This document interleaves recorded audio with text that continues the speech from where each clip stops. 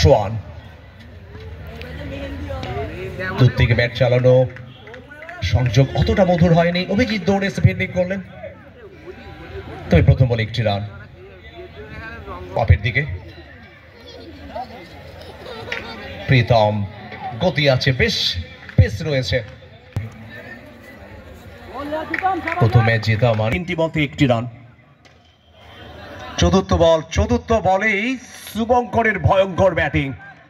শুভঙ্করের bat থেকে ঝলসে উঠলে খেলোয়াড় কম কথা বলে, আর যেটা বলেন সেটা তার ব্যাটের মাধ্যমে।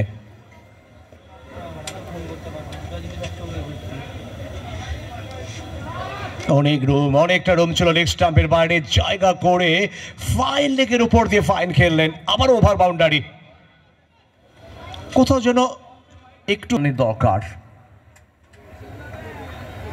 সিক্স বল অফ স্টাম্পের বাইরে, ডিপ এক্সট্রা কভারের দিকে অভিজিৎ রয়েছেন, সেখানে ফিল্ডিং করলেন। তবে ফিল্ডিং করবার ফাঁকে রান করতে কিন্তু ভুল করেননি।